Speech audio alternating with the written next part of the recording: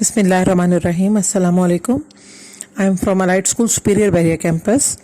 Today we will read about the answer question of unit number 2, the animal kingdom, from Science Factor class 4. Our first question is, name 3 essential things animal need to survive. 3 बुनियादी चीज़ें लिखें जो कि animal के survival यानी कि उसके बका के लिए ज़रूरी हैं. The 3 essential things animal need to survive is water. पहली जो बुनियादी चीज़ जो एनिमल के सर्वाइवल के लिए ज़रूरी है वो है पानी. Second thing is oxygen. दूसरी चीज़ जो ज़रूरी है वो है oxygen. And the third thing is energy. और तीसरी चीज़ है एनर्जी. यानी कि जानवर के बका के लिए पानी, ऑक्सीजन और एनर्जी की बहुत ज़रूरत होती है. और इन तीन चीज़ों के बगैर कोई भी एनिमल सर्वाइव नहीं कर सकता, अपने बका को कायम नहीं रख सकता. Our second question is, can animal survive longer without food और विदाउट वाटर. कि जानवर जो हैं वो खुराक के बगैर ज़्यादा देर तक ज़िंदा रह सकते हैं या पानी के बगैर ज़्यादा देर तक ज़िंदा रह सकते हैं. Our answer is, animal can survive longer without food than without water. कि जानवर जो है वो खुराक के बगैर तो ज़्यादा देर तक ज़िंदा रह सकते हैं लेकिन पानी के बगैर ज़्यादा देर तक ज़िंदा नहीं रह सकते. All living things are mainly made up of water. किसी भी जानदार में ज़्यादातर चीज़ें जो हैं वो पानी से ही मिलकर बनी हुई होती हैं. That's right, there is more water inside you than anything else. ये चीज़ बिल्कुल ठीक है कि हमारे जिस्म में पानी की मिकदार तमाम चीज़ों से बढ़कर होती है. So if water is lost from your body, और अगर जिस्म में से पानी की मिकदार कम हो जाती है, it need to be replace. इसकी रिप्लेसमेंट बहुत ज़रूरी हो जाती है. यानी कि अगर हम पानी नहीं पीते तो हमें इसकी जगह कोई भी लिक्विड जो है वो पीना ज़रूरी हो जाता है. अदरवाइज जिस्म अपना सर्वाइवल को नहीं रख सकता, यानी कि अपनी बका को कायम नहीं रख सकता. हम लोग ज़्यादा देर तक ज़िंदा नहीं रह सकेंगे.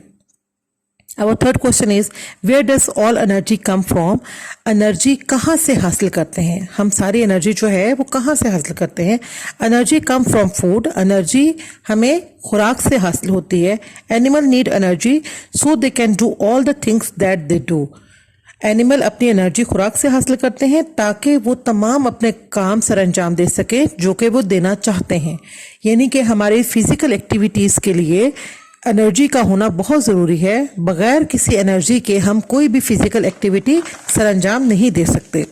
Our fourth question is, arrange 3 parts of food chain in the correct order.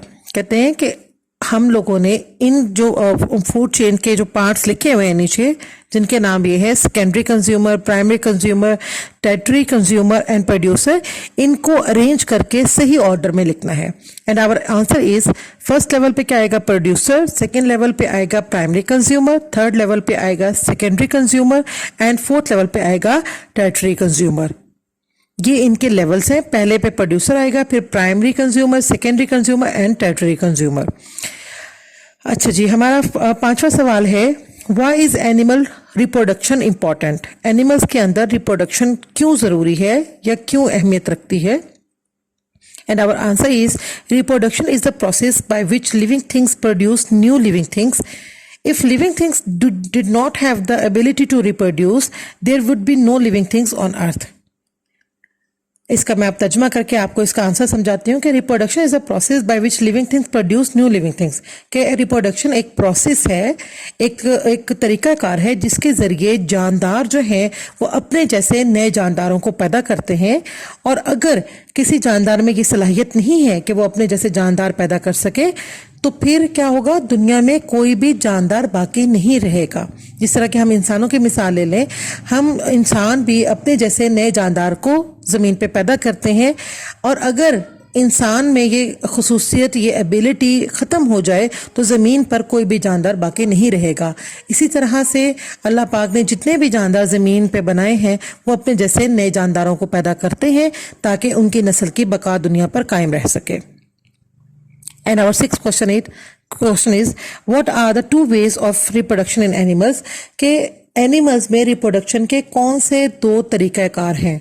First type is, in some animals the female lays the eggs outside her body and male then fertilize it. कहते हैं कि पहले तरीक़ाकार में female जो है वो जिस्म के बाहर अंडे देती है और मेल उसको बाहर फर्टिलाइज करता है। The egg then hatch when the baby animal is ready to enter the world, और बच्चा अंडे में से तब बाहर निकलता है जब वो इस दुनिया में एंटर होने के काबिल हो चुका होता है। मेरी बात समझ आ रही है आपको? Second type is with other animals the egg is fertilize inside the female's body. दूसरे तरीके कार में क्या होता है कि जो अंडा है वो फीमेल बॉडी के अंदर ही फर्टिलाइज होता है। The baby animals come out of the female when it is ready to enter the world, और जो बेबी है वो बाहर फीमेल बॉडी के से बाहर तब आता है जब वो इस दुनिया में एंटर होने के काबिल हो चुका होता है। समझ आई कि सेकेंड टाइप में क्या होता है कि जो एग है वो बॉडी के अंदर ही फर्टिलाइज होता है और बेबी तब बाहर आता है जब वो इस दुनिया में आने के काबिल हो चुका होता है। Our last question is what is meant by metamorphosis? Metamorphosis का क्या मतलब है? The process of transformation from an immature form to an adult form in two or more distinct stages. कहते हैं कि इसमें ट्रांसफॉर्मेशन है एक इमेच्योर बॉडी से अडल्ट फॉर्म तक, और इमेच्योर बॉडी से अडल्ट फॉर्म तक जो ट्रांसफॉर्मेशन है उसकी भी 2-3 स्टेजेस होती हैं। 2-3 स्टेजेस पार करने के बाद एक इमेच्योर बेबी जो है वो उन स्टेजेस को पार करने के बाद एक अडल्ट की शक्ल इख्तियार करता है। इसकी मिसाल हम ये लेते हैं कि जैसे एक फ्रॉग है, एक मेंढक है, वो जब अपने अंडे देता है या उसमें से लार्वा या प्यूपा या मुख्तलिफ उसकी स्टेजेस हैं, वो मुख्तलिफ शक्लें बदलती हैं। वो इमेच्योर बॉडी से अडल्ट फॉर्म तक आने में मुख्तलिफ शक्लें, मुख्तलिफ स्टेजेस इख्तियार करता है, और उसके बाद वो एक मेच्योर, एक अडल्ट फॉर्म में तब्दील होता है। और वो जो स्टेजेस चेंज हो रही होती हैं जिसमें एक इमेच्योर से अडल्ट की शक्ल इख्तियार कर रहा है मेंढक, वो सारी स्टेजेस जो है वो क्या कहलाती हैं? मेटामॉर्फोसिस कहलाती हैं। This is our today's lecture. इंशाल्लाह we will meet in our next lecture. Till then, अल्लाह हाफिज।